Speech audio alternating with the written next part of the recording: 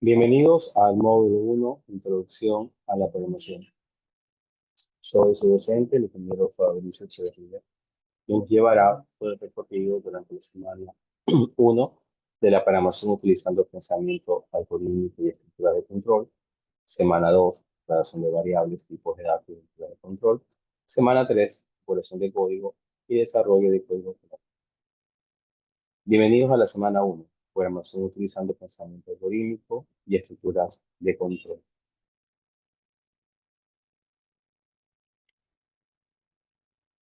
Hablemos de lo que es un paradigma. Paradigma tiene que ver con una forma de pensar. Y el mundo está lleno de paradigmas.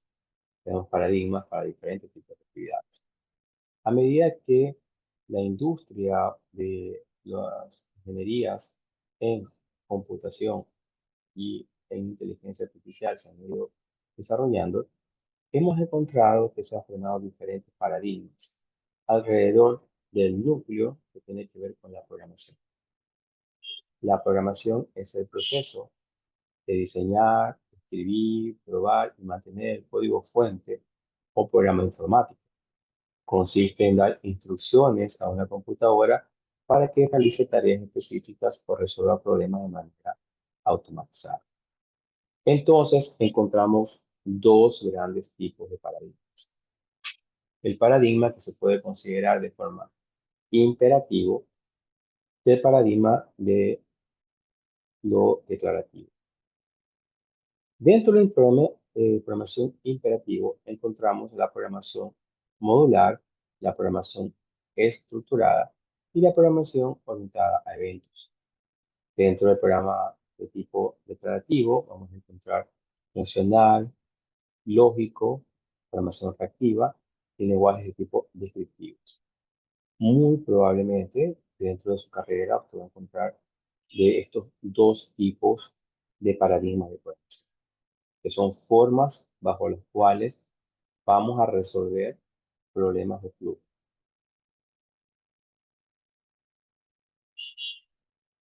En esta tabla se muestra cuáles son los tipos de paradigmas de programación que existen. Tenemos imperativo, que es una secuencia de comandos que cambian al estado del programa. Las características principales son variables, asignaciones bucles. Encontramos algunos lenguajes como C, Fortran y Pascal, y estos fueron prácticamente inicio de la programación. La orientación a objetos, que ya vino a crear elementos más fuertes de los tipos de datos que se organizan en código en objetos que contienen datos y métodos.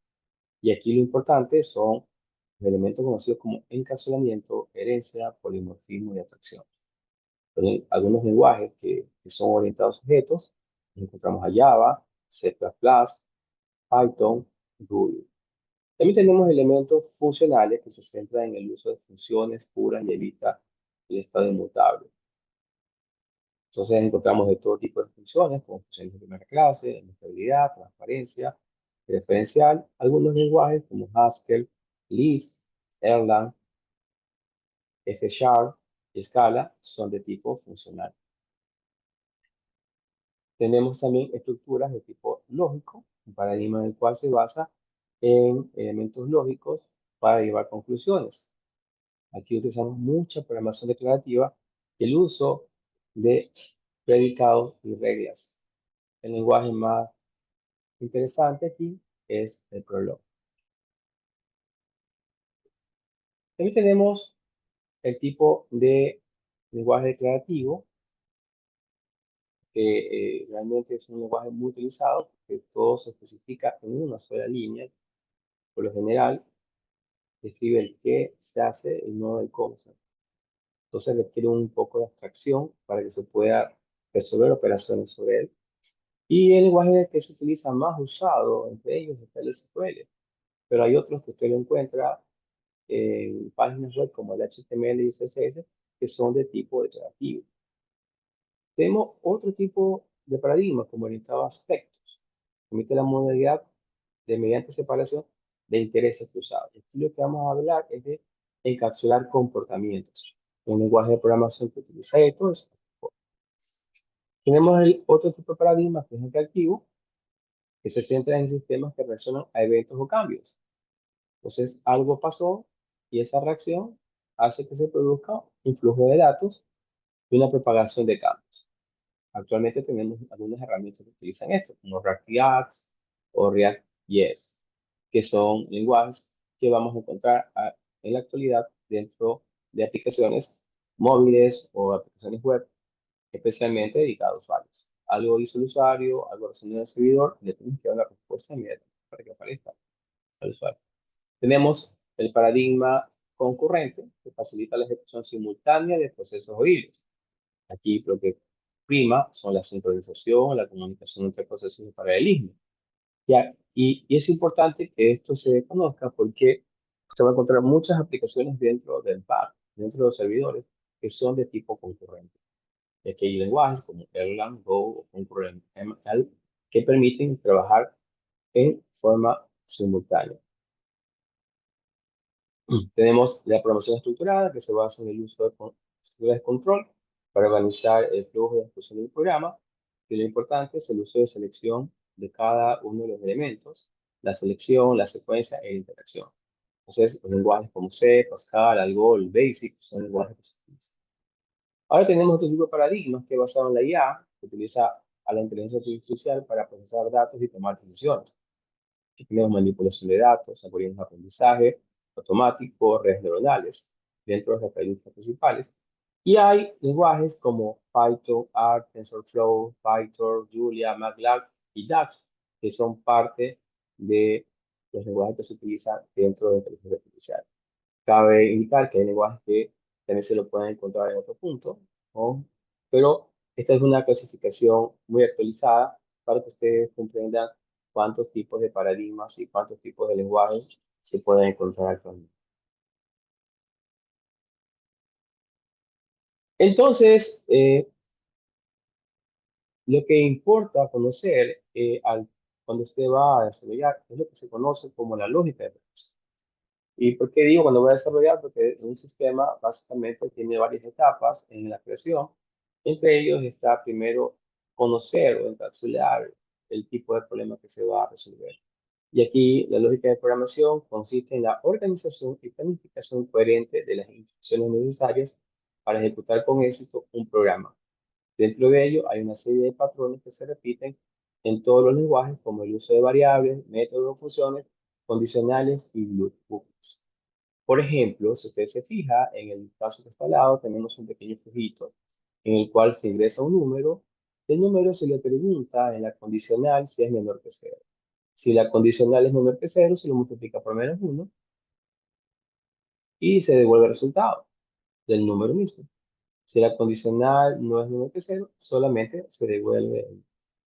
Entonces, de esa manera, nosotros atacamos el problema de conocer cómo la lógica de programación se debe realizar.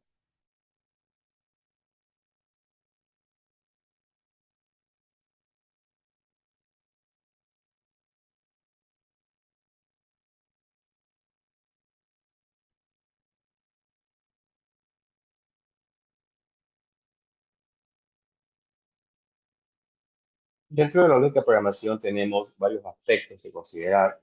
Uno de ellos es el pensamiento lógico y analítico. Necesitamos desarrollar esa capacidad que nos permite resolver problemas, ver cómo hay una secuencia de actividades y que en la secuencia de actividades podamos llegar de un estado A un estado B dentro de una diferente situación. Aquí podemos nosotros analizar diferentes temas. Por ejemplo, mientras más problemas resuelva un programador, es mucho mejor porque tiene mejores habilidades de razonamiento. Entonces permite resolver cosas que a simple vista van desde algo muy, muy fácil o algo muy complejo. O sea, resolver un problema de una calculadora entra en un elemento muy elemental. Resolver un problema de Machine Learning ya comienza a convertirse en un problema más de tipo similar. Otro punto importante es que el programador tenga la capacidad de crear algoritmos eficientes. Pues podemos hacer el programa correcto, pero no es el programa más eficiente. Actualmente nos preocupamos por otras circunstancias, como por ejemplo consumo de energía, número de líneas de código, que no se demore mucho tiempo en la aplicación. O sea, hay diferentes formas de ver la eficiencia de un algoritmo. Y básicamente tenemos que no solamente encontrar el programa que lo haga correctamente, sino que también lo haga de forma eficiente. Tenemos por otro lado conocimientos de estructuras de datos y algoritmos. Aquí hay toda una historia que se ha creado, porque los tipos de datos, el tipo de dato básico, que tiene que ver con los números, enteros, flotantes, las cadenas de caracteres, los booleanos, estos han evolucionado a nuevos tipos de estructuras de datos que tienen mayor complejidad. Por ejemplo, usted va a encontrar que en lenguajes como Python puede haber un tipo de dato que encapsule toda una página web. Puede haber un tipo de datos que encapsule completamente a una tabla. Puede haber un tipo de datos que encapsule a todo el modelo de una inteligencia artificial. Entonces, los tipos de datos han ido evolucionando en el tiempo. También tiene que haber otra habilidad, que es la de depurar y solucionar problemas. Vamos a encontrar errores, cosas que son inevitables en la programación. Entonces, un programador comienza a tener experiencia y a ganar muchas más formas de razonamiento. Tienen que ver con la arquitectura, con el tipo de usuario, con los temas que se ven en la interfaz de usuario, para que se puedan resolver problemas que identifiquen eh, ciertos elementos que han aparecido como errores. Una recomendación es que tengan ustedes un test muy fuerte sobre la aplicación que van a crear. Es mejor, como decimos en calidad de software, que se encuentre el error antes de que lo vea el usuario, ¿sí? Para que pueda ser depurado. En algunas líneas de desarrollo de software también se conoce con el nombre de bugs a todas estas apariciones. El problema principal de un error que no es depurado es que se pueda convertir en un problema de ciberseguridad. De hecho, dentro del libro de los crímenes del futuro, usted va a encontrar que le dedica un capítulo específico a ese tipo de elementos, cosas que no fueron consideradas por el programador y que a la hora de la hora se terminan convirtiendo en puertas traseras de acceso a las aplicaciones. Y entonces, la habilidad que tiene que tener un programador es reconocer todos estos elementos, hacer depuraciones y solucionar estos elementos a medida que vayan apareciendo. Y también en el mismo tema vamos a encontrar que hay cosas que cambian en el tiempo. Posiblemente usted tenga un programa que funcione muy bien en este momento, pero al momento, después de unos años, resulta ser que cambió una librería, cambió un API, cambió alguna interfase, cambió alguna función. Y en ese momento toca hacer toda esta depuración para que el programa se ajuste a la nueva realidad. Dentro de otro punto, también encontramos la creatividad y el pensamiento crítico. Una parte de los programadores tienen que tener bastante destreza creativa. Cómo encontrar una solución a veces más rápida, a veces más bonita, a veces con otro detalle. Entonces, y poder saber de forma correcta que esa función que está creando, ese programa que está creando, es el adecuado. Y el pensamiento crítico, sobre todo, en elementos que nos puede llevar a juicios en los cuales lo que estamos desarrollando es lo correcto. Usted posiblemente se vaya a encontrar con muchas empresas, muchas compañías que se dedican al desarrollo de software y tienen un alto nivel de pensamiento crítico. ¿Qué le piden a los usuarios? Dame los requerimientos completamente definidos. Eso es pensamiento crítico. Determinar correctamente cómo va a funcionar el sistema. De esta manera evitamos que se produzcan elementos que no aparecen en los requerimientos y que al final terminen siendo errores en una aplicación. Entonces, el algoritmo es un conjunto ordenado de pasos finitos y definidos que permiten resolver un problema o realizar una tarea. En otras palabras, es una secuencia de instrucciones lógicas y precisas que cuando se siguen correctamente conducen a la resolución de un problema. Y aquí veamos el ejemplo que tengo al lado derecho. Tengo una computadora que no tiene acceso a Internet. Entonces, la primera pregunta que voy a hacer es, ¿está conectado y encendido el router? ¿Sí o no? Entonces, si no está, pues me voy al proceso, conectar y encender el router. Pero si sí está conectado y encendido el router, pregunto, ¿es conexión Wi-Fi en la aplicación, en la computadora? Sí, se revisa la conexión Wi-Fi. Si es sí, si es no, reviso terminales y puerto del router. Esto es un algoritmo, es una secuencia de pasos. Casi todas las organizaciones en el mundo, especialmente las más grandes, tienen flujos completos para determinar las actividades que se van realizando. Usan algoritmos justamente para asegurar la calidad de un producto, algoritmos para hacer la construcción de un edificio, algoritmos que se utilizan para el transporte. O sea, está completamente determinado. De hecho, son algoritmos que son tan probados que son los más eficientes, los que cuestan menos. Una forma de representar los algoritmos, y esto de forma gráfica, es por medio de un diagrama de flujo. Cada solución de un problema que es un algoritmo puede ser expresado utilizando estructuras básicas y compuesta por un inicio, un ingreso, un procedimiento, una salida, un fin, como lo muestran los gráficos. Yo tengo estos rectángulos bordeados que son para ingreso y salida. Tengo la definición de procesos, tengo cómo ingresar un documento, cómo poner decisiones, elementos que me ayudan a ver con rombos si va un sí o un no, datos, ahora puedo agregar también la base de datos y por medio de las flechas de flujo puedo dar la secuencia que debe realizar cada uno.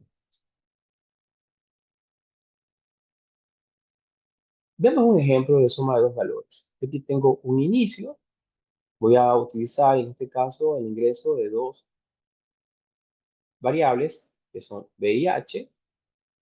Voy a hacer el proceso de sumar B y H y ponerla en A. Y al final voy a presentar el resultado de A y termino el proceso. En este caso, fíjense, he puesto en el lado izquierdo de la presentación el código en Python de cómo sería esto. Tengo una definición main, que es una definición principal, a la cual le voy a ingresar dos variables por el input, tanto el ingreso de B como el ingreso de H. Como estos ingresan como elementos de caracteres, estoy pidiéndole que se convierta a un float para que B y H tengan el tipo de dato float. Ahora voy a aplicar A es igual a B más H y al final voy a imprimir B más H. Si ejecuto esto, me va a decir que le ingresa el valor de B, ingresa el valor de H. Este es el algoritmo que usted tiene en el lado del flujo, escrito en código. Es exactamente lo mismo. Es un ejemplo de cómo se puede llevar de un flujograma a un código. También encontramos otras estructuras de control en diagramas de flujo que se van a ver, se van a encontrar, se van a explorar muchas veces debido a todas las diferentes repeticiones que existen de tipos de procesos que se encuentran especialmente en los negocios. Encontramos tres tipos de estructuras. Las secuenciales, las que van llevando una secuencia de una instrucción 1 a una instrucción 2 a una instrucción 3. Las que son condicionales, las que cuando ingresa una condición, o se decide que es verdadero o se decide que es falso. Si es verdadero, hace una instrucción 5 y si es falso, hace una instrucción 4. Y después de eso, continúa el proceso del flujo. O sea, al momento de tomar la decisión, o hace una acción o hace la otra acción. Y las estructuras de tipo iterativas son aquellas que preguntan por una condicional. Si la condicional es verdadera, continúa la instrucción y regresa anterior a la condicional. Después de esto, va a volver a preguntar hasta que la condición se convierta en falsa. ¿Sí? Y termina el proceso. Ahora, las estructuras de tipo con iterativas pueden presentar la condición antes o después de la instrucción 6. ¿Sí? Lo importante es conocer con qué condición se rompe esta estructura para que continúe el flujo normal. Y aquí se va a encontrar de forma iterativa, repitiendo el proceso de las instrucciones 6 hasta que en algún momento esto de aquí se rompa o se ponga en false y continúe el proceso.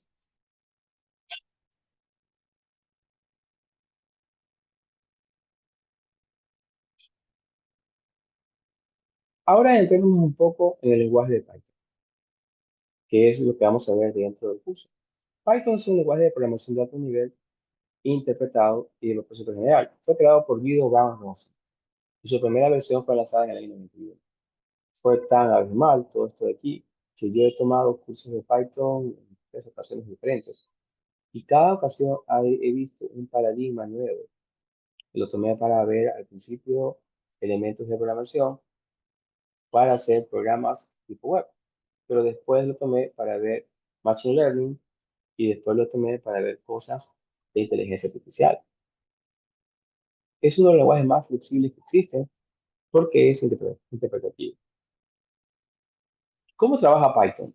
Python trabaja de la siguiente forma. Python es un lenguaje interpretado, o sea, usted escribe el código, esto de aquí es compilado, es enviado al virtual machine de Python y luego de esto se va a ejecutar. Si usted invoca librerías, las librerías van a ser utilizadas dentro de la máquina virtual. Pero aquí hay una cosa importante, que es el source code y el bytecode. Este es el código que usted escribió. El compilador convierte esto en bytecode. Veamos un ejemplo. Entonces, en Python yo escribo un código, digo print hola mundo. Estoy acá aplicando lo que se conoce con el nombre de una tokenización, que es el primer paso que el intérprete realiza, de verificar si el código fuente es correcto. ¿Sí? Entonces, lo que aquí estoy escribiendo es un print hola mundo. Luego reviso la parte de la sintáctica, todo esté correcto, dentro de la lectura y análisis de código fuente. Y una vez que esto esté realizado, ¿verdad? Dentro de Python, se produce la creación de el código fuente. Y este ejemplo es el código fuente de Mundo, del print de Mundo que se encuentra a la izquierda. Se tengo aquí 100 load name, 103 load cons, call function, pop top, return. Todo esto que está eh, con números y palabras que van guiones, se conoce como bytecode, que es un código que es interpretado por la computadora. Y este bytecode va a ser ejecutado dentro de la máquina virtual de Python. Y luego de esto, pues se procede a la ejecución. Yo aquí les he puesto la pantallita del Primo Mundo de cómo funciona. He entrado a Python en mi Mac, y he puesto Primo Mundo y al momento me da la respuesta de mi impresión. Esta ejecución de poner Primo Mundo, que salga Mundo, es todo este proceso de escribir el código fuente y de que se genere el bytecode.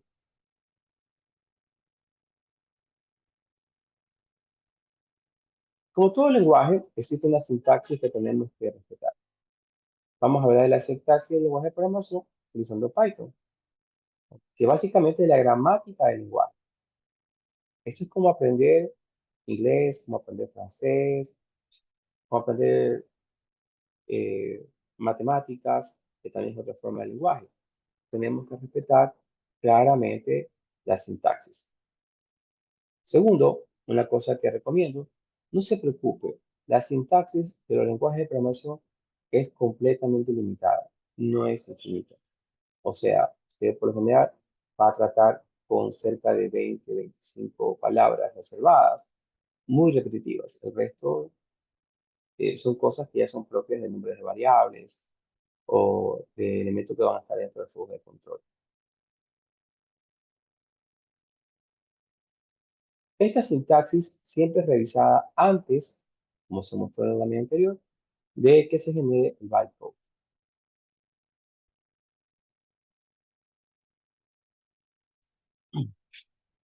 Palabras claves o reservadas. Dentro de la sintaxis tenemos ciertas palabras que solo tienen una función específica y no pueden ser utilizadas de otra forma.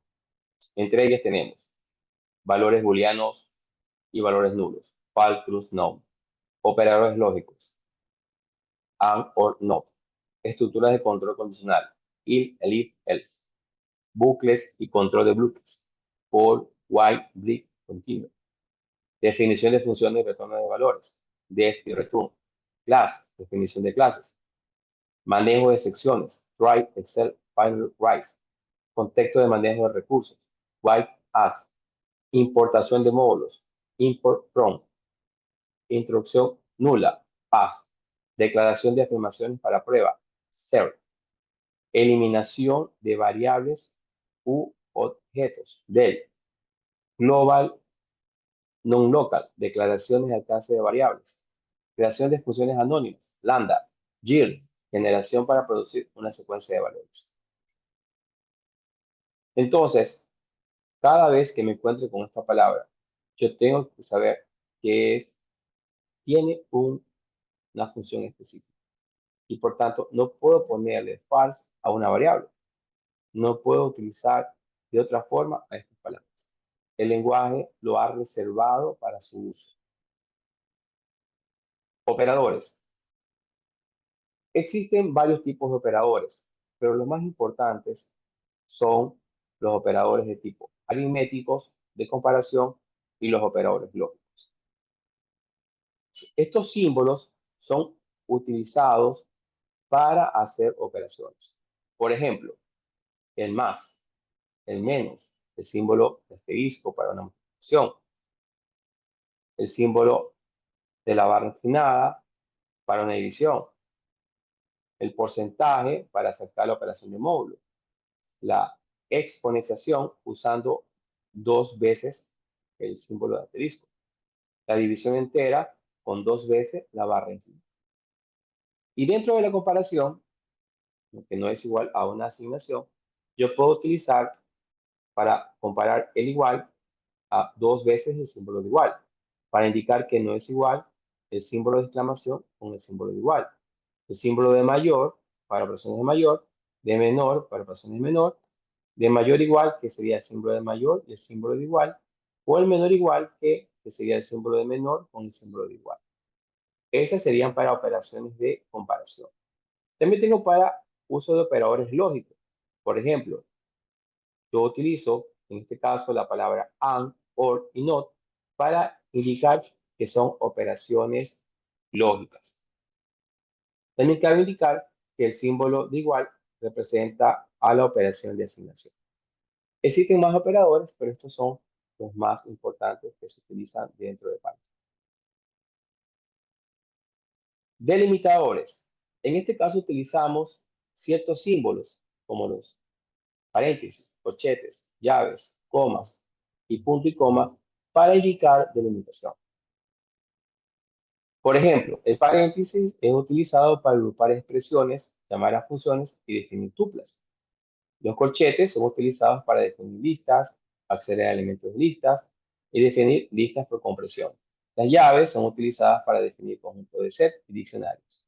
La coma, utilizadas para separar elementos en listas, tuplas, conjuntos y diccionarios, así como en argumentos de funciones. Dos puntos, utilizados en definiciones de funciones, estructuras de control como is, for y while, para separar claves y valores en diccionarios. Punto y coma, utilizado para separar múltiples declaraciones en una sola línea y así poder tener varias exposiciones. En el lado izquierdo usted va a encontrar algunos ejemplos de estos delimitadores. Por ejemplo, en la función tengo el uso de paréntesis. He declarado una lista en el uso corchetes. He declarado una tupla en el uso paréntesis. En el diccionario estoy poniendo el uso de las llaves. Para separar la llave del valor, estoy utilizando dos puntos. Para indicar que son varios valores, utilizo la coma. Estoy utilizando también paréntesis en el uso de las funciones. Los dos puntos para indicar el inicio de la secuencia de un for.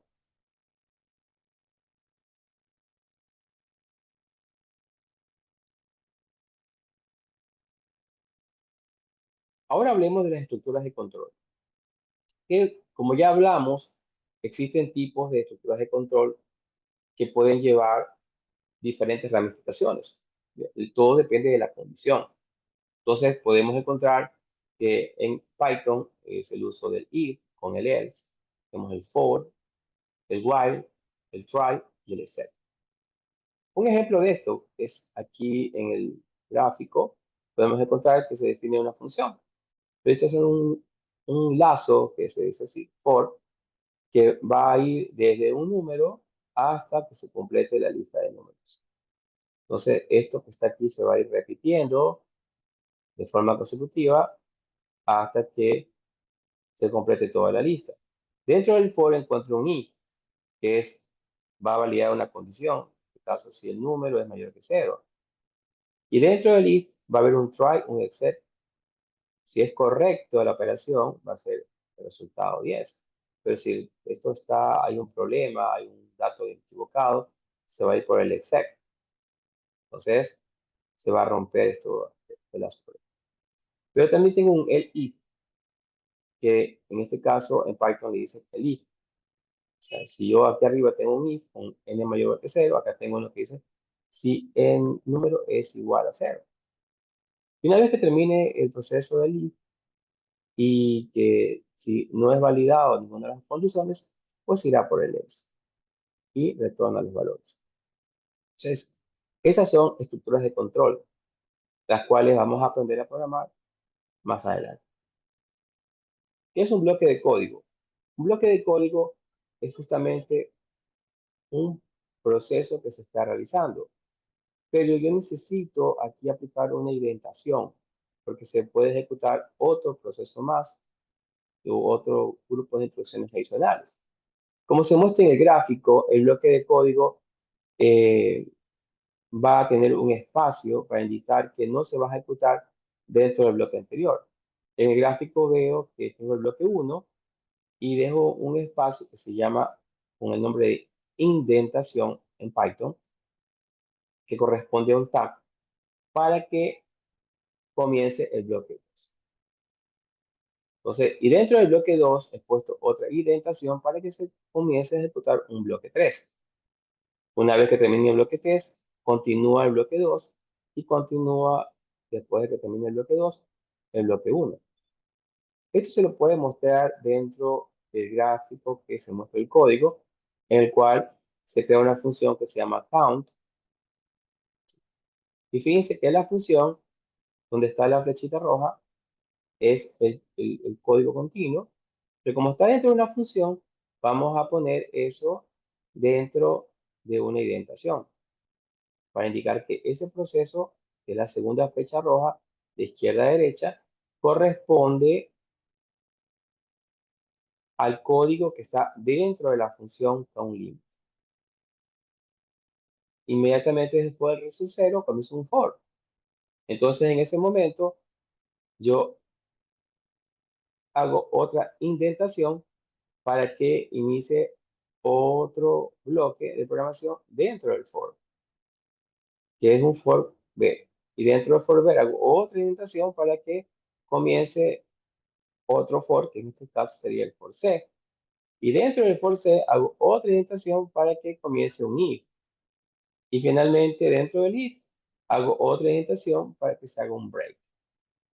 De esta manera yo controlo la ejecución de los diferentes eh, procesos que se van realizando dentro de cada uno de los eh, pedazos de programa que tiene el algoritmo en Python. Entonces, la indentación es justamente eso, es utilizando tab indicar desde cuándo comienza un bloque de código de programación. Comentarios. Entonces son anotaciones que encontramos dentro del código. Realmente no afecta a la generación del bytecode. Los comentarios nos ayudan a conocer cosas que debemos de poner al momento de documentar el código de proxy. Por ejemplo, ¿qué hace una línea? ¿Por qué es importante esa línea? De hecho, ya en la parte práctica, algunas veces te va a encontrar elementos legales. Según el artículo tal, se pone esta línea de aquí para verificar esta parte de acá. Entonces, debido a que hay elementos que son informáticos, que son altamente resguardados con elementos jurídicos. No me afecta la generación del código, pero para comprensión de la persona sí es importante. Espero que ustedes hayan eh, revisado todo el contenido y vamos a continuar con el curso. Les deseo éxitos en sus actividades.